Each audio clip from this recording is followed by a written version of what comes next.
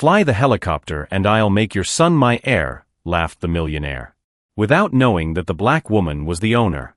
"Fly this helicopter and I'll make your son the heir to my fortune," Richard Blackstone laughed, pointing to the aircraft parked on the terrace of his Manhattan penthouse. His words echoed through the luxurious surroundings as 42-year-old Victoria Williams stood motionless by the infinity pool. The party was in full swing. 50 guests from New York's elite watched the scene with that morbid interest that only the very rich feel when someone is about to be publicly humiliated. Victoria had arrived there as a helicopter mechanic, hired for a routine inspection in the middle of Richard's birthday celebration.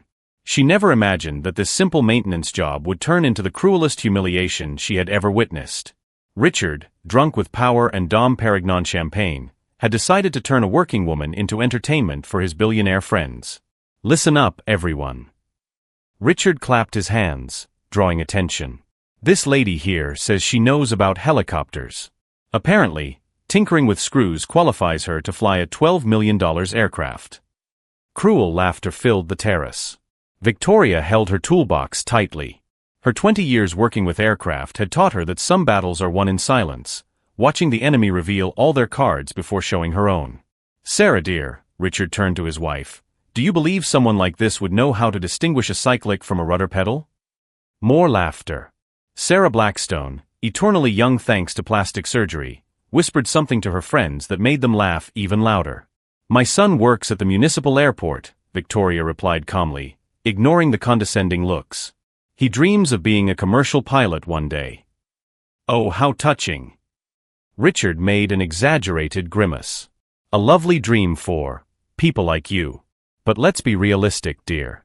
Commercial piloting requires education, refinement, a certain social class." Victoria felt every word like a blade, but kept her expression serene. What Richard couldn't see was the calculated storm brewing behind those calm eyes. "So here's my proposal," Richard spread his arms theatrically. "If you can take off in my helicopter and fly once around the building, I guarantee that your son will become the heir to 50% of my fortune. An $800 million deal." The silence that fell over the terrace was absolute. Even the waiters stopped serving drinks. "And if I fail?" Victoria asked, her voice betraying a genuine curiosity that made Richard smile even more mischievously. "If you fail, you sign a document publicly admitting that people of your condition should not aspire beyond their natural limitations. It will be posted on all my social media accounts for my 2 million followers." Victoria looked at the helicopter, then at Richard, then at the 50 faces waiting for her response with almost thirsty anticipation. For a moment, something that looked like vulnerability crossed her face, as if she were weighing the impossible weight of the challenge. But anyone looking more closely would have realized that it wasn't fear that made her hands hesitate over the toolbox. It was the restrained power of someone about to completely rewrite the rules of a game that others didn't even know they were losing. "I accept," she said simply, and something in the quietness of her voice made some guests look at each other uncomfortably. Richard clapped his hands, ecstatic. "Wonderful. Is anyone filming? I need to document this historic moment for posterity." If this story of prejudice and reversal touched your heart, don't forget to subscribe to the channel to find out how a simple moment of humiliation would become the catalyst for a revolution that would forever change the lives of everyone on that terrace. Richard was ecstatic. In his 60 years of life, few things gave him as much pleasure as seeing people know their place in the social hierarchy that he considered natural and unquestionable. Now, in front of 50 witnesses from New York's elite, he was about to deliver what he considered a necessary lesson in reality. "Sarah dear, record everything," he instructed his wife, who already had her cell phone in position. "This will make perfect content for my YouTube channel. 2 million followers will love to see how the real world works." Victoria watched the commotion around her with that same disconcerting calm. The guests formed a semicircle around the area where the helicopter was parked, their champagne glasses sparkling under the terrace lights. Some were already whispering bets about how long it would take her to give up. "Before we begin this spectacle," Richard paused dramatically, "I think it's only fair that everyone understands exactly what's at stake here." He walked over to Victoria, stopping uncomfortably close. "This lady has been repairing helicopters for, how many years now?" 20 years, Victoria replied without flinching. 20 years. Richard repeated to the audience. 20 years of turning screws and changing oil. And now she has the audacity to think that qualifies her to fly an aircraft that costs more than most houses. Margaret Whitmore, the mayor's wife, whispered to her friend beside her, "Richard is being too cruel, even by his standards." But her voice was drowned out by the laughter of the other guests. "You know what bothers me the most?" Richard continued, his voice taking on a more venomous tone. "It's this arrogance disguised as humility. This pretense that hard work replaces education, class, birth." He gestured theatrically, as if fixing equipment is the same as commanding it. Victoria clenched her fists for a split second, a movement so subtle that only the most attentive observers noticed. At that moment, uninvited memories surfaced in her mind, her 19-year-old son Michael working 2 jobs to pay for aviation school. The nights he spent studying aerodynamics while she reviewed mechanics manuals at the kitchen table. "My son is going to be a pilot," she said, her voice cutting through the laughter. "And he's going to fly for airlines that people like you will never be able to afford." The silence that followed was tense. Richard blinked, momentarily unsettled by the unexpected confidence of that statement. "How touching," he recovered quickly. "But dreams don't pay for flight school tuition. Do you have any idea what it costs to train a commercial pilot? $300,000. Minimum." He turned to the guests. "Imagine a woman who earns, $40,000 a year, thinking she can afford an elite education for her son." Victoria felt every word like a blow, but something interesting happened. Instead of knocking her down, Richard's cruelty was feeding a flame she had kept under control for a long time. Her eyes fixed on the helicopter, not with nervousness, but with a familiarity that made some spectators wonder why she seemed so comfortable. "James," Richard called to his personal assistant. "Bring the papers I prepared. I want her to sign them before she tries to fly." He smiled maliciously. "It's a simple document. Just confirming that she understands the risks of attempting to fly without proper qualifications, and that she assumes full responsibility for any accident." James brought a clipboard with several documents. Richard leafed through them with obvious satisfaction. "There's also an interesting clause here," he continued. "If you fail when you fail, you agree to record a video statement admitting that people of your background should not aspire beyond their natural abilities. Nothing personal, of course. Just social realism." What Richard couldn't see was that with every cruel word, something changed in the room. Marina Blackwood, billionaire pharmaceutical executive, watched the scene with growing discomfort. Robert Chun, tech mogul, exchanged meaningful glances with his wife. There were limits to what even the elite considered acceptable.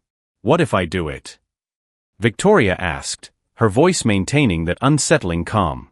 "Impossible," Richard laughed. "But hypothetically, if by some miracle you manage to take off and land without killing anyone, I honor my word. Your son becomes heir to $800 million. He paused. "And I'll post a video on all my social media accounts admitting I was wrong." Victoria picked up the pen and signed the documents without hesitation. The movement was so fluid, so devoid of tremor or hesitation, that some guests began to wonder if perhaps they were about to witness something completely different from what they expected. "Excellent," Richard clapped his hands. "Now, before the show begins, anyone want to place bets? How long before she gives up?" 30 seconds after trying to start the engine, shouted Thomas Bradford, owner of a hotel chain. "I say she won't even try to start it," replied Patricia Wells, heiress to a real estate empire. Victoria walked toward the helicopter, and that's when something extraordinary happened. Her steps changed. No longer the careful walk of an intimidated worker, but the confident movements of someone who knew exactly where she was going. She opened the aircraft door and examined the interior with eyes that seemed to know every instrument. For a moment, as she adjusted the pilot's seat and tested the pedals, some of the more observant guests noticed something disturbing. She moved around that cabin as if she had done it 1,000 times before. Each new humiliation only fueled something inside her that her oppressors couldn't see, a silent strength nourished by the very injustice they tried to impose, turning their contempt into the exact fuel she needed to rewrite not only her story, but also everyone's understanding of power, privilege, and the dangerous consequences of underestimating someone whose true identity remained hidden beneath layers of prejudice and misguided expectations. Victoria adjusted her seatbelt with precise movements that made Margaret Whitmore frown. There was something disturbingly familiar about the way her hands found each control without hesitation, as if that cockpit were familiar territory rather than a hostile and unknown environment. "This is taking too long," Richard shouted from the terrace, his patience evaporating along with some of his drunkenness. "Have you changed your mind and want to give up? No one will blame you for recognizing your limitations." Victoria completely ignored the provocation. Her fingers danced over the navigation instruments, checking the altimeter, fuel gauge, and hydraulic systems. Each check was performed with the methodical precision of someone who had performed this routine hundreds of times before. Then her cell phone vibrated. She quickly read a text message, and for the first time since she had arrived on the terrace, a genuine smile crossed her face. "Documentation confirmed. Everything ready for live broadcast. Good luck, VMH." Margaret whispered to her husband, "John, look how she's handling the controls. That doesn't look amateurish." John Whitmore, who had flown small aircraft in his youth, watched Victoria's deftness in the cockpit with growing interest. "Sarah," Richard called to his wife, "make sure you're recording in high resolution. I want every detail of her failure documented for posterity." Sarah complied, but something about Victoria's calm confidence made her uneasy. She had worked as a TV producer before marrying Richard and had developed an instinct for recognizing when a story was about to take an unexpected turn. Richard, intoxicated by power and the adrenaline rush of public cruelty, decided to heighten the humiliation even further. "Listen up, everyone," he shouted, ensuring the attention of every guest. "Since our amateur pilot is taking so long to figure out how to start the engine, how about we make this even more interesting?" He pulled out his phone and opened his Instagram account, where 2 million followers awaited content. "I'm live streaming this to my followers right now. The whole world will be able to witness this educational moment about social realism and inappropriate aspirations." What Richard didn't know was that, at that very moment, Michael Williams, a 19-year-old aviation student and Victoria's son, was in the hangar at the municipal airport watching the live stream with his classmates. His fists were clenched, but a smile was growing on his face. He knew something that none of the people on that terrace knew.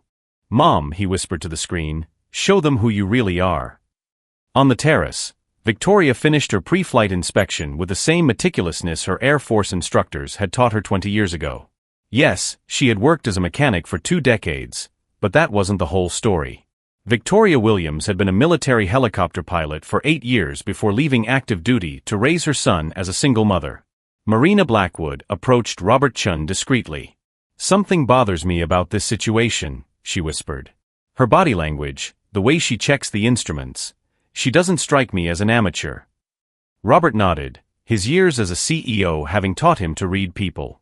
"Richard is making a mistake. Great businesspeople don't get where they are by underestimating people, especially when those people take on impossible challenges with such calm." Thomas Bradford, owner of the hotel chain, consulted his Apple Watch. "It's been 15 minutes. For someone who doesn't know how to fly, she's spending too much time on technical procedures." Inside the helicopter, Victoria adjusted her headset and tuned in to the air traffic control frequency. When her voice finally echoed over the radio, it had the military precision of her years of service. "Manhattan Control Tower, helicopter November 7 Alpha Charlie requesting clearance for local flight, approximate duration 15 minutes.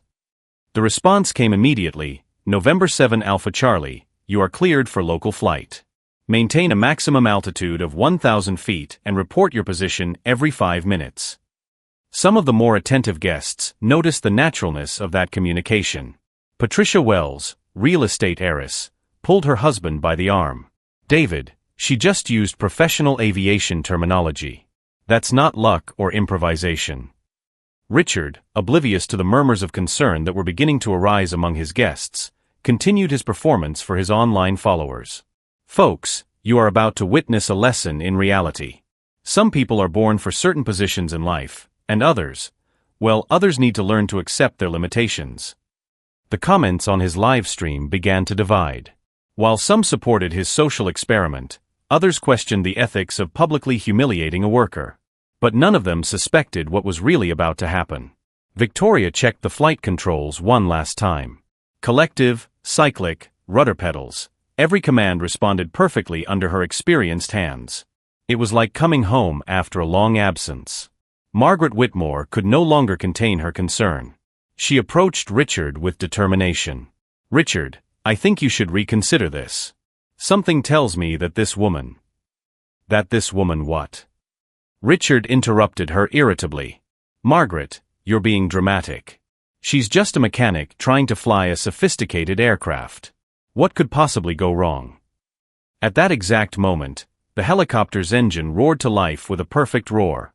There was no hesitation, no failed attempts or wrong procedures. The engine started on the first try, smooth and professional as if Victoria did this every day. Richard's smile faltered for the first time. The propellers began to spin with increasing speed, creating that characteristic wind that made all the guests instinctively step back. But Victoria remained calm inside the cabin, her hands performing the pre-takeoff checks with a fluency that only comes from years of experience. John Whitmore grabbed Richard's arm. "My God, Richard. I've flown for years, and I know when someone knows what they're doing. This woman, she has real training."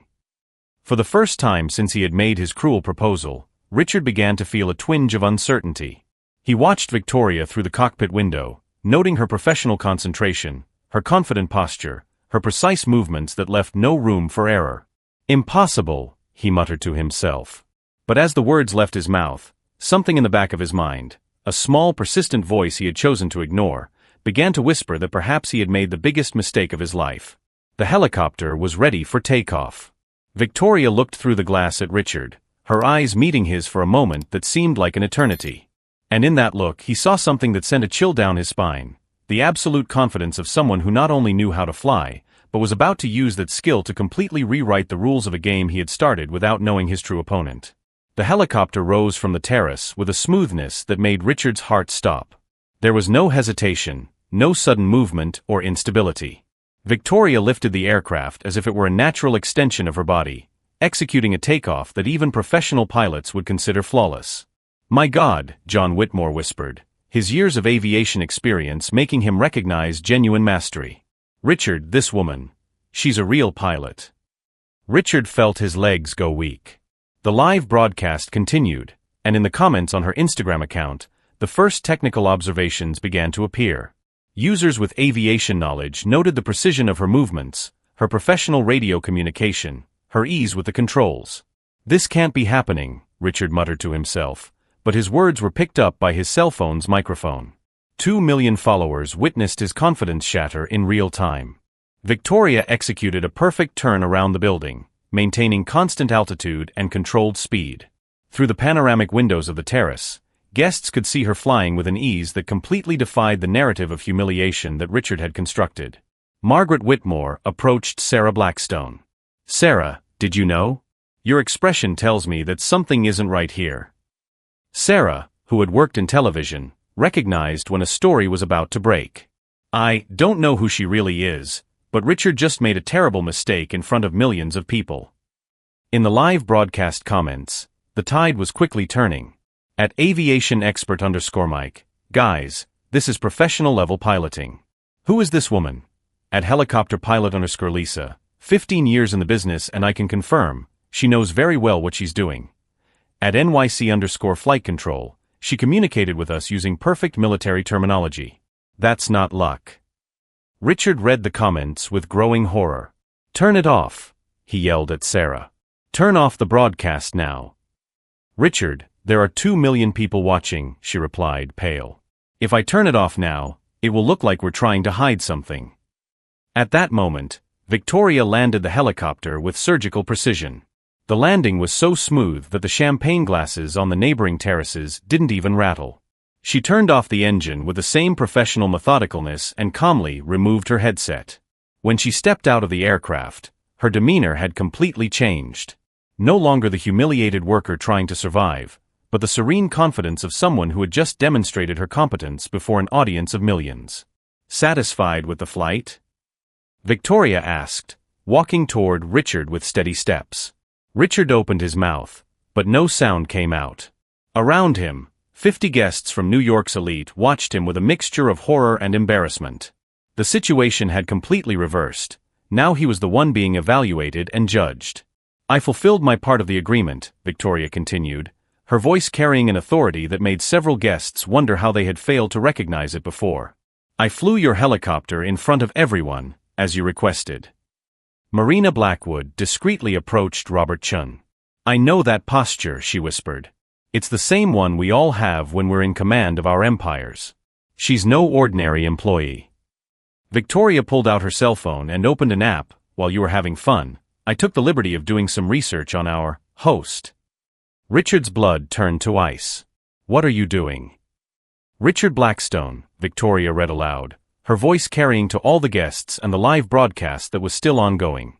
Declared assets of $1.2 billion, but recent IRS investigation revealed discrepancies of $400 million in undeclared tax havens. A shocked murmur rippled across the terrace. Richard reached out as if to snatch the phone from her. You can't. Where did you get this information?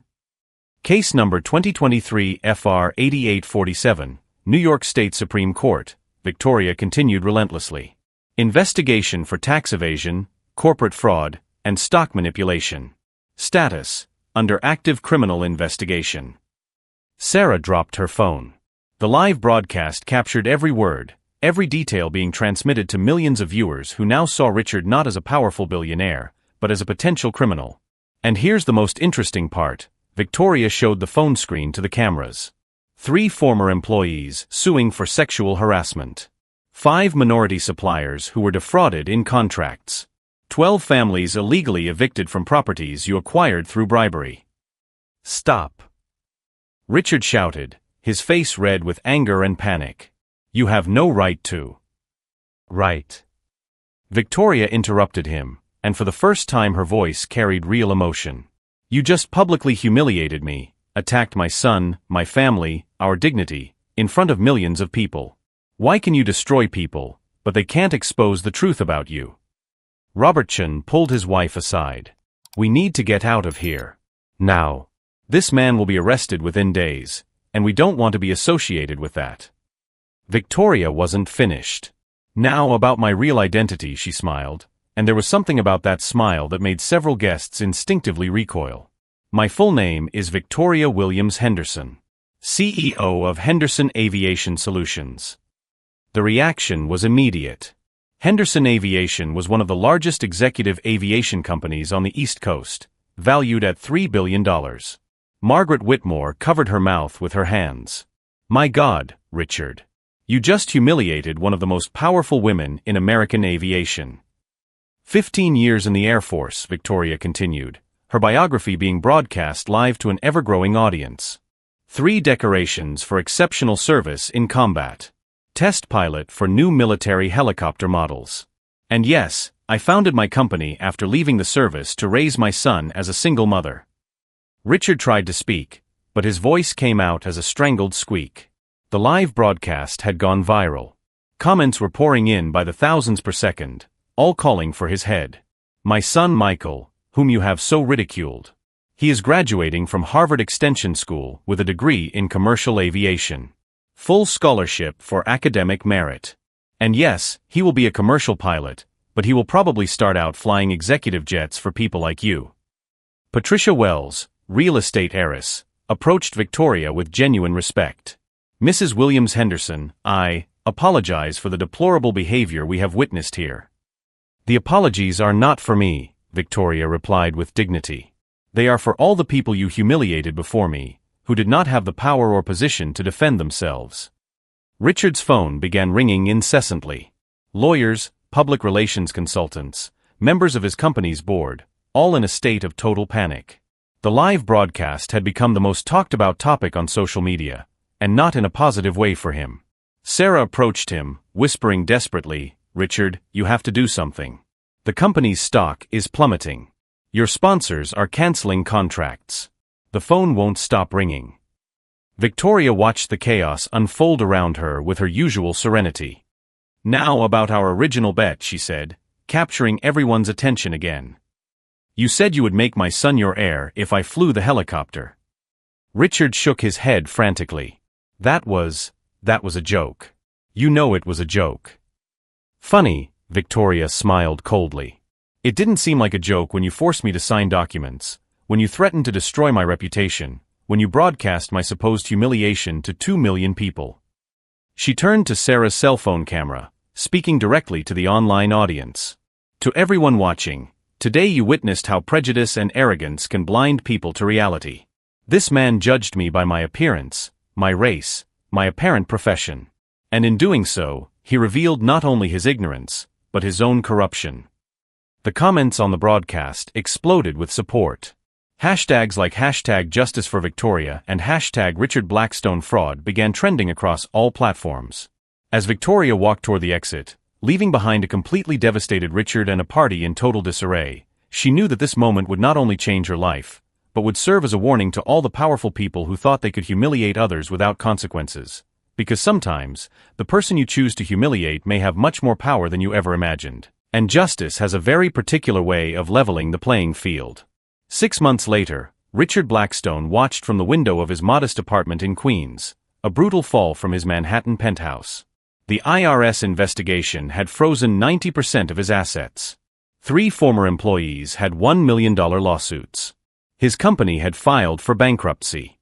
That night's live stream went viral with 50 million views.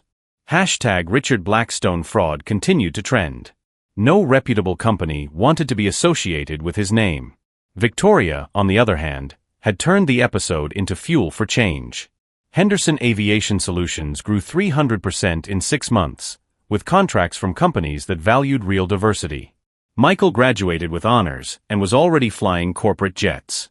"Mom," Michael said during a family dinner, "I still can't believe you endured all that humiliation just to expose who he really was." Victoria smiled. "Son, I learned in the Air Force that the best battles are won with strategy, not anger. I let Richard hang himself with his own rope."